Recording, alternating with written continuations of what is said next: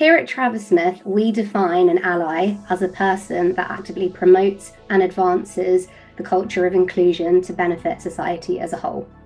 As part of my involvement in the BAME community, we have released a booklet entitled What Makes an Effective Ally? And this essentially analyses the actions that people can take in order to become better allies for both the BAME community and society as a whole. I'm going to talk you through 3 examples of how I feel Travers Smith, including the dispute resolution department, have provided me with specific avenues to become a better ally. So the Justice Project, which is an international human rights organisation, offers individuals the chance to sit in specific meetings to understand the factors behind why there's an overrepresentation of BAME youth in the criminal justice system. And we've looked at specific things, including policing of certain communities and what can be done to change that. We've looked at the issue of biased perceptions within the criminal justice system, and we've looked at youth justice itself with the aim of making practical recommendations in order to reduce what we define as disproportionality.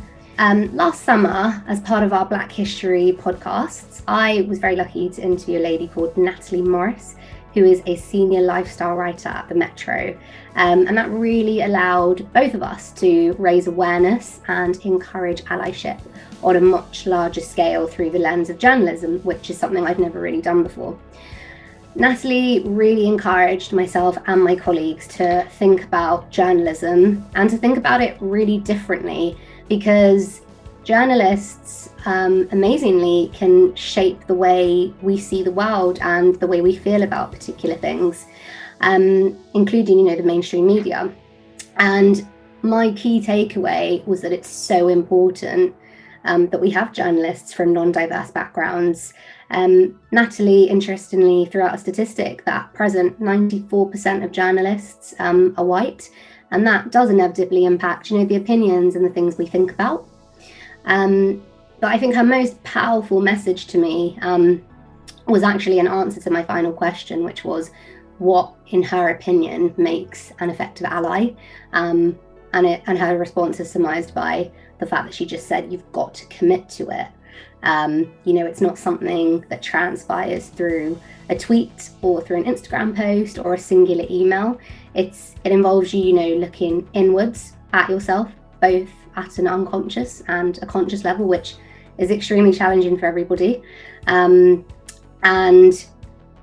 that's how we're really going to be able to tackle things such as, subjective biases. And the next thing that I was really lucky to get involved in was the reverse mentoring scheme.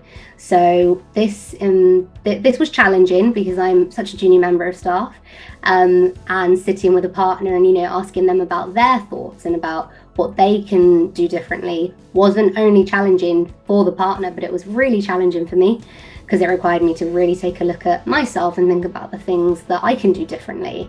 And I think having a scheme like this is such an important step in encouraging development as a whole and at all levels across the firm.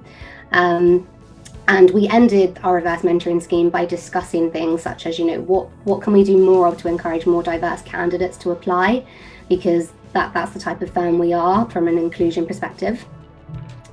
And so, thinking about all these things I've spoken about and thinking about allyship and what it means at Travers Smith, both inside and outside the workplace, I think my opinion can be summarized in 3 different prongs. So I think being brave enough to say something is really important.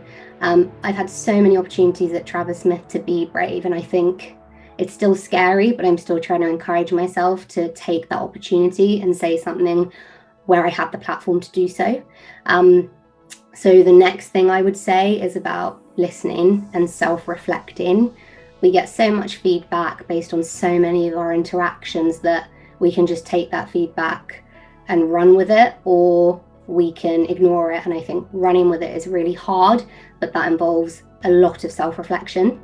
And the final thing I would say is, being able to recognize and see when inequality is occurring, and realize the impact of, small microaggressions.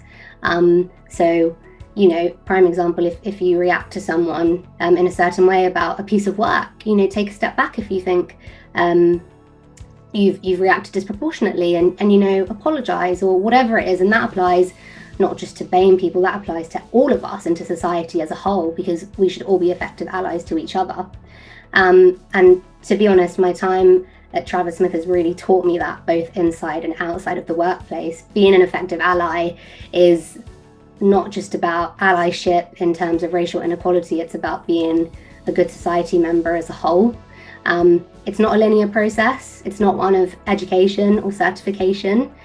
It's about being human, it's about experimenting, it's about humility, challenge, and growth.